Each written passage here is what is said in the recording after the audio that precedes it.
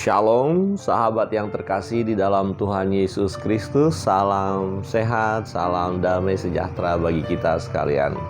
Sahabat yang dikasihi Tuhan, pembelajaran firman Tuhan hari ini dari 1 Tawarik pasal yang ke-7.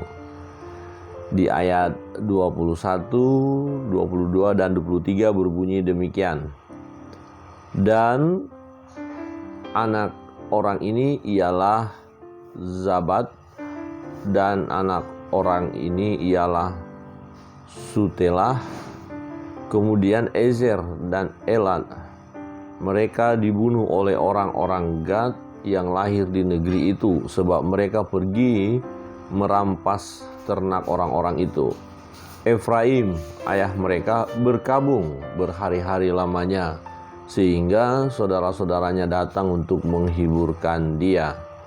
Sesudah itu ia bersetubuh dengan istrinya, lalu mengandunglah perempuan itu dan melahirkan seorang anak laki-laki. Ia menamainya Beria, sebab malapetaka telah menimpa keluarganya.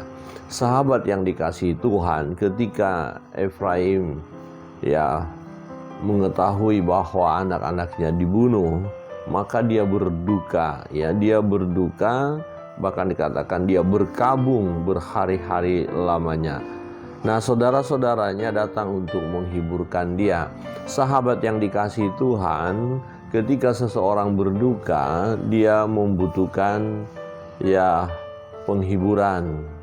Seseorang membutuhkan penghiburan ketika mengalami duka cita. Tetapi satu hal yang perlu kita perhatikan, bahwa manusia terbatas untuk menghibur orang lain. Saudara-saudara kita pun terbatas menghibur kita ketika kita mengalami duka cita, mengalami perkabungan. Nah, berduka karena kehilangan anak, berkabung karena kehilangan orang yang kita kasihi adalah sesuatu yang wajar. Siapa yang tidak berduka jika anaknya meninggal, jika orang yang dikasihinya meninggal?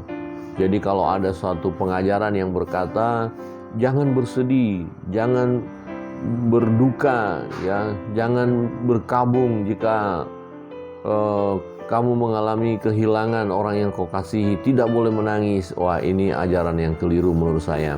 Boleh berkabung, boleh berduka, tetapi jangan berlebihan, jangan sampai menganggap dunia ini seakan-akan sudah runtuh atau tidak lagi berpihak kepada kita ketika kita berduka cita. Kita harus tetap dapat memandang kepada Allah, kepada Tuhan yang mengizinkan duka cita itu terjadi. Sahabat yang dikasihi oleh Tuhan,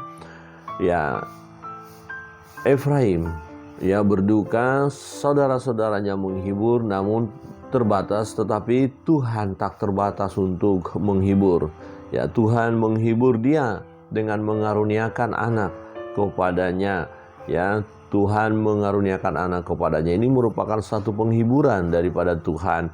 Sahabat yang dikasihi oleh Tuhan, kita bersyukur kita memiliki Tuhan, Allah yang hidup, Allah yang berkuasa, Allah yang sanggup menghibur kita tatkala kita sedang berduka, tatkala kita sedang bersedih, tatkala kita sedang berkabung.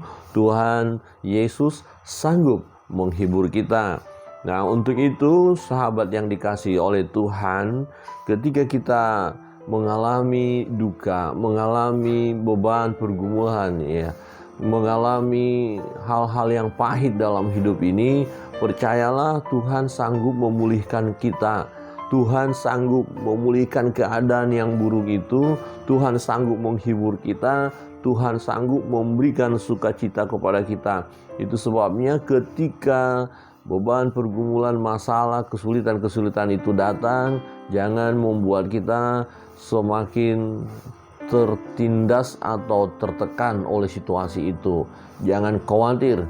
Itu sebabnya dalam Filipi 4 ayat 6 berkata, janganlah hendaknya kamu khawatir tentang apapun juga, tetapi nyatakanlah dalam segala hal keinginanmu kepada Allah dalam doa dan permohonan dengan ucapan syukur. Jadi kita mau bawa segala beban pergumulan kita kepada Tuhan, ya, termasuk ketika kita berduka cita, datanglah kepada Tuhan, biarkan atau izinkan Tuhan yang memberikan penghiburan kepada kita. Efraim dihiburkan oleh Tuhan dengan mengaruniakan anak kepadanya. Tuhan punya cara untuk menghibur kita. Tuhan punya cara untuk memulihkan keadaan kita, kehidupan kita. Tuhan punya cara untuk melepaskan kita dari masa-masa sulit ini. Kiranya kita terus hanya bersandar kepada Tuhan, berdoa, berserah kepada Tuhan, datang kepada Tuhan. Percayalah bahwa Tuhan Yesus sanggup memulihkan kita, Tuhan Yesus sanggup menghibur kita. Kiranya Tuhan Yesus memberkati. Shalom.